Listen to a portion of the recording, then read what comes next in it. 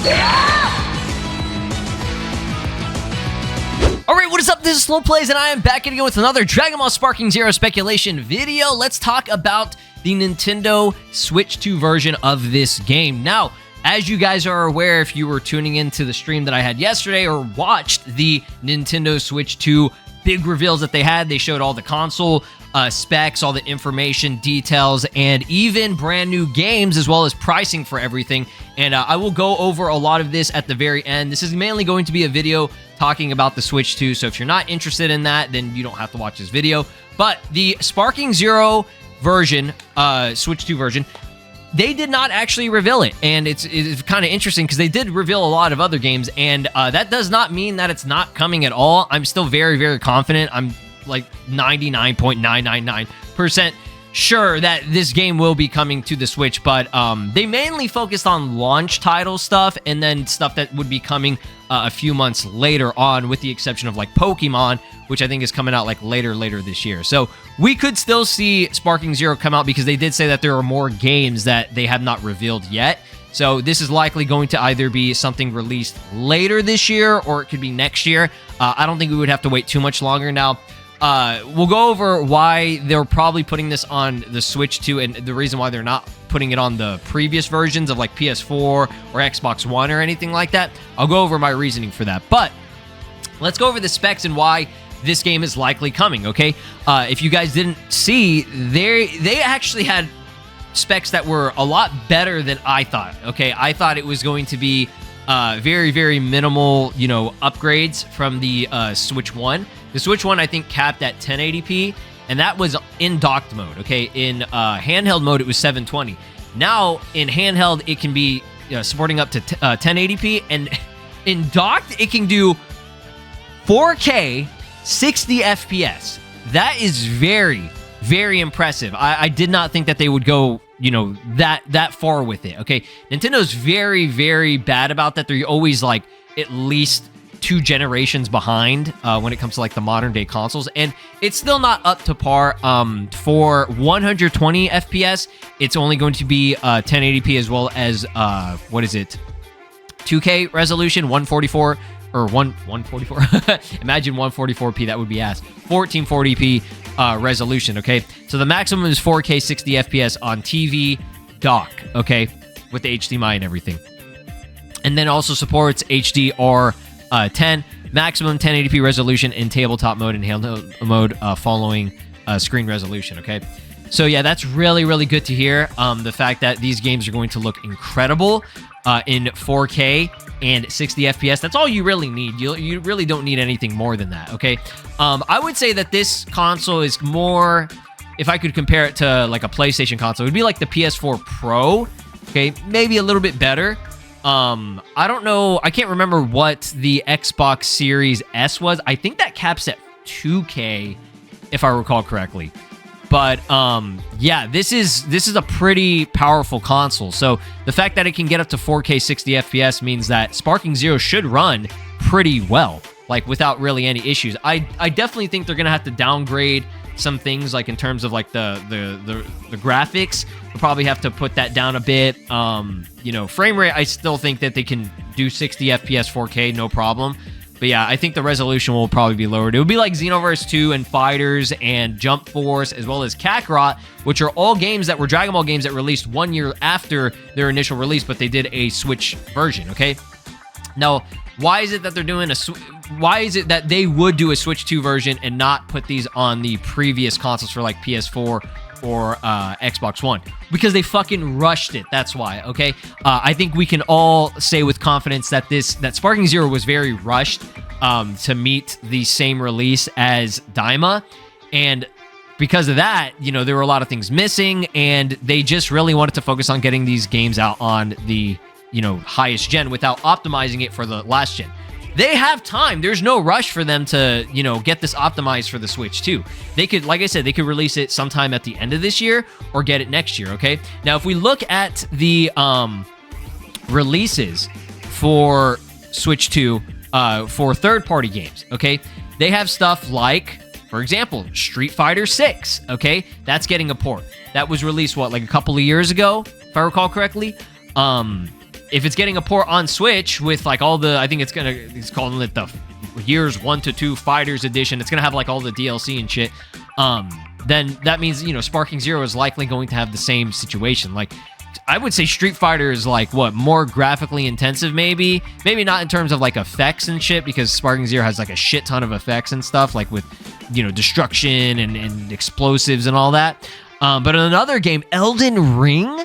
Getting Elden Ring on Switch 2 that blew my mind. I didn't even think that they were going to have it that soon. Now, there's no release date on that, but I think Street Fighter 6 is going to be a launch title, if I recall correctly. Okay, they got Final Fantasy 7.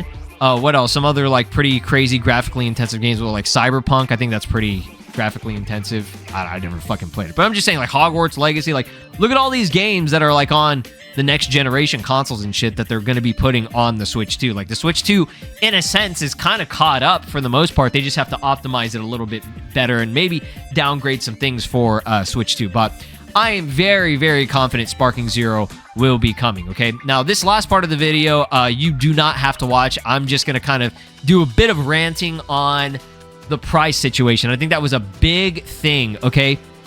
I'll link this down below if you are interested in the Switch 2. It's going to be $500 for the console. That's pretty reasonable. You know, PS5 and I think Xbox Series X, I think they're around the same price. I think PS5 is $500, if I recall correctly. Now, it's $500 with the bundle because it comes with Mario Kart World, okay? Which, I'm gonna be real, like, this is like the only new game that's coming out. So if you're gonna get this, get the bundle. Even if you don't really care for Mario Kart World, like, you're gonna be saving like an extra like $30 in a sense, because the console by itself is $450. So $50 for the game, you're getting $30 off, because guess what? The fucking game is $80. That was a big thing that everybody was talking about yesterday, is the fact that games are insanely expensive now, okay? The $70 was definitely pushing it. I think only recently, like 2 years ago, they started, you know, going up $10. Like, games were like $60 for the most part. I don't think I ever spent $70 on a game, but, you know, most recently we did have to, right? Sparking Zero, for example, is a $70 game at the basis of it, but most people spent like $100+ because they got all the DLC and shit, right? Came with the season pass and everything, so all the DLC hasn't released yet. But $80, like, Mario Kart World is cool, and I get why they're charging it, you know, a little bit more expensive, because it is, in a sense, an open world kart racing game, but it's Mario Kart. Like, it's Mario Kart. Like, it's a racing game. Like, I don't really see the justification for it. I mean, I'll definitely judge it whenever I get it and try it out, but, like, god damn, bro. And so far, it's only this game that's $80. I believe the new Donkey Kong game, what was it called? Bonanza. This one is $70, which is kind of crazy, because like this one, I feel like, in my opinion, I would be more willing to spend $80 on a game like this. I would not spend $80, but I'm just saying, like, this game is more interesting to me as a single player, you know, with content. Like Mario Kart, I don't know. That's just maybe me. That might just be me. You know, I get why they're doing it, because it's open world. As far as I know, this game isn't really open world. It's going to be like Mario Odyssey. This is basically Donkey Kong Mario Odyssey in a sense, right? But yeah, that's very, very pricey. So if Sparking Zero did drop, I don't think it would be 80. Maximum it would be 70. And I think it would also come with all the DLC as well, because by that point in time, I think whenever that drops, all the DLC should have been released for the first season. So they are going to do it. It would be a DLC with the game released, in my opinion. I'm pretty confident that it would be like that if they're going to release it, let's say, for example, sometime later this year, maybe in the fall. They usually do that. They usually do fall releases for those Bandai games. And that's another thing, because Elden Ring, was confirmed that Elden Ring is published by Bandai Namco as well. So, I mean, Bandai Namco has a good relationship with Nintendo. So, yeah, I could definitely see all that happening. But yeah, that's crazy, dog. Like, the Switch, shit's getting expensive. This damn camera, this is just off topic, this shit is $50. I think that is ridiculous for basically a webcam. Like, this is like an old ass webcam. I'm talking like not even like HD. This shit looks like it's like 480p and runs in like 15 or 20 frames. It looks like shit, dog.